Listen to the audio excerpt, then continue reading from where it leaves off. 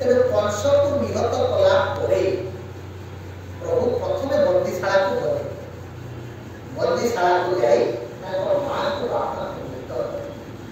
कुंडे पके ताको बापा वसुदेव आहा वो कोई आनंद रे कुंडे पके कुआड़ को केते कष्ट मां भी आनंद रे कुंडे पके वो बोई की मां कांदु छथि कुंडे की करे आए हे कान्हा तो ते पड़े लोक कहउछथि तू बड़ा भगवान हे कन्हैया लाल हे कृष्ण भगवान मु तो जानिनी तू भगवान की नाही किंतु संसार सब लोक कहउछथि तू होछु भगवान और भगवान रो बाप मां हे की हमको एते दंड 14 वर्ष काल मो भाई हम स्वामी स्त्री दिजन को कंस हमको बांधी के कारागार रे पकेला तू भगवान हमर को कहलु देखि हमर की भूल था कंसर शत्रु होगा पछरे देवकी वसुदेव किसी भूल नथिला से तो आनंद रे भाई भौणी भिड़े भौणी भिड़े धरी आनंद रे पछरे बुलुथला बागर परे जेते बेले दैवी बाणी होला जे हे कंस जो भौणी भिड़े को धरी के आनंद रे को गदगद होछु सेई भौणी रो अष्टम गर्भर संतान ने तोर मृत्यु ए कथा कर्म रे पड़िला मात्रे से आनंद रे बुलेइबो कोन आनी कि बांधी कि कारागार रे रखि देला तेणु देवकी कहउछथि हे पुत्र ए संसार कहउछि कृष्ण होछि भगवान कहलुरे पुओ की दोष आमे करिथिलु भगवान कर बाप मा हे कि मध्य आमे 14 वर्ष ए दंड भोगिलु लोके कहती जीव यदि कर्म बंधन मुक्त पाइबार अछि भगवान को आश्रय कर भगवान जीव को कर्म बंधन मोक्ष प्रदान करेंगे किंतु आमे तो भगवान कर बाप मां तथापि मध्य 14 वर्ष काल आमे कारागार भीतर सड़ी गेलु जेतबे देवकी मां को ए कथा सुनिते कन्हैया लाल हाथ जोड़ी करे मां कहलो देखी मु की दोष करितली जे मते 14 वर्ष काल तमे वन पठि देथिलो आश्चर्य हे गेले देवकी अरे हम को ना हो मां ए होची भगवान आ मनुष्य भीतर पार्थक्य मनुष्य तार पूर्व जन्म को मने पके पारे ना पूर्व जन्म कथा को स्मरण कर पारे ना किंतु भगवान ए जन्म कथा पूर्व जन्म कथा ए बे 7 जन्म कथा को भगवान मने पके पारे देवकी करे प्रश्न सुने कि कृष्ण भगवान प्रश्न कले कहि मां कहिले देखि मु की दोष करिथिली मते 14 वर्ष तमे बड़ पठे दिते जेतबे विगत जन्म रे त्रेतया युग रे जेतबे मु राम अवतार नेथिली मां मने पडुची तमे हो तो सही कौशल कहिथि मां आ ओई होती से दशरथ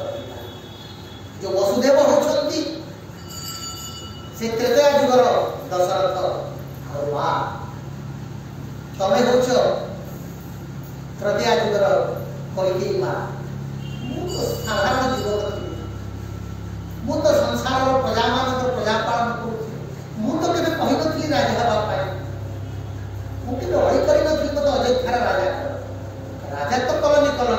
पुणी मते 14 वर्ष वनवास दे देला मोर की सकला मां स्तब्ध रहे देवकी देवकी कहले कहलु ताले को ताले जीव संसार को आसे काहे की ना मां प्रारब्ध जन्म कर्म फल भोग करबा पाई जीव संसार को आसे तबे भगवान कर बाप मां हे था कि आम आदमी ही था साधारण मनुष्य ही था कर्म फल ही भोग करबा पड़े किंतु जेहेतु तमे सत्कर्म कलता परे से हिसाब रे मु तमर कोडरे जन्म हेली कि पवित्रता ए सानिध्य लाभ देखो करे को मु केमिति विश्वास करिथि मोर कर्म फल भोगी देली मु जदी अन्याय करिथि 14 वर्ष काल मु भी बंदी हे कि रही ताले भगवान कर मां हे कि लाभ कर ना देखो मां मु किए विष्णुकर विश्व रूप को दर्शन दे माँ यही को जीव को लाभ मिलता है जीव जिते तार प्रारब्ध जन्म कर्म करे जीव जिते भगवान सहित संग करे जीवन जिते ईश्वर सहित साक्षात हो जाए से महाप्रभुर विश्व रूप अवलोकन माँ ये संसार में केते लोग प्रभुकर विश्व रूप दर्शन कर माँ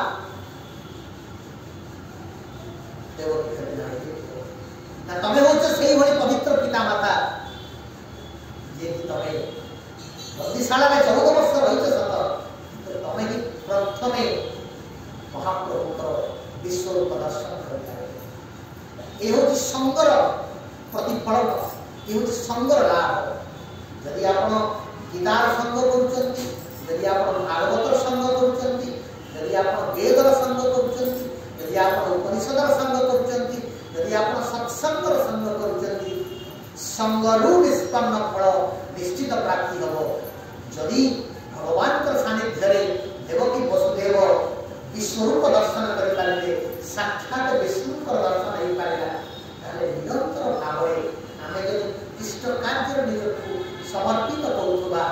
निश्चित प्रभु आमको दर्शन देवे ये युग पुरुष कोटि कोटि युग पुरुषोत्तम माने मुनि ऋषि माने साधु संत माने कई ईश्वर काम करते ना जब ईश्वर दर्शन न पाई खाती से केवे ईश्वर प्रति समर्पित हो न स्पष्ट मन पड़े स्पष्ट प्रतीयमान हुए जीव जदि धैर्यर सहित निष्ठार सहित निष्कलंक भाव मन में किसी न रखे जिते जंजाली आपते अभाव ना जिते दुख ना जिते असुविधार ना ये कांडी बांधिक ये मंदिर को जो 3 घंटा आसुंच दुख को कांडी बांधिक आनी ठीक असुविधा कांडी बांधिक आनी मन अच्छी मो पिला कौन खाइए घर भड़ा केमती दिया अभाव संसार किंतु जो घंटा टी आम एठिक आसुचे यदि से मन को क्षीर्ण कर घंटा को ठीक भाव में प्रभु पाद तले दबा ताहले निश्चित भाव में आमको गोटाए उपाय प्रभु बतई कौन से उपाय केमिति आमर दुख जंजाल आम मुक्ति पाइबा से आमको भगवान शरणागत भगवान केवे कहती आसी जा मत दीपटे लगे दे आसी जा मत तुलसी माला टे दे दे मो पाखक आसिक भोग टे दे दे सतरी जमी प्रभु वर्षे किसी खाई ना सतरी जमी प्रभु अंधारे अच्छा मु दीपटे जलई दे प्रभु आलू हो प्रभु कहते प्रेम आस भक्ति आस भाव आस आम तो सबुदिन प्रभु को देखु प्रभु जब थरटे आमको देखीदे आम सब दुख प्रभु को देखा किसी बड़ कथा नुहे आप घरे खाई ठाकुर घरे ठाकुर की पूजा कर मंदिर में ठाकुर पूजा कर जीवन जाक प्रभु को देखु किंतु किसी लाभ पाओ ये मनुष्य जो दिन ठाकुर आमको देखीदे भगवान जब आमको देखीदे भगवान पाखक आसुचे इष्ट कर्म आसुचे भागवत कौन कहते सर्वांतकरण से घंटाटे सबकि भूलिक यदि मो पाद तले तू लगे दबू ताहले तोते देइछबा ए संकट मुझे उद्धार करदेवी ये दुख किए देखिए हमको ये दुख हमको देइछि सी देइछन्ति ना जे हमको दुख देइछि जे हमको असुविधा रखिछि ता पाखरे सबको चाबी अछि से होचे मास्टर की प्रभु होचंती मास्टर की सब दुख सी देइछन्ति से चाहिए सुख मिलवा आम परिवार कांदुछि आमे आज कांदुछि ले हमको कोन देइछन्ति सी जदि सी हमको कोन देइछन्ति ताहले खूब जोर ताको पाखरे आमे अड़ी करबा ये प्रभु ये दुख मते कोन देइछ मते उद्धार कर प्रभु को जे तो अड़ीटा केमिति हवा दरकार अंतर भितरु श्रद्धा रे समर्पण रे भक्ति रे आवेग रे भाव रे ये जदि जीव भगवान का निकट में जो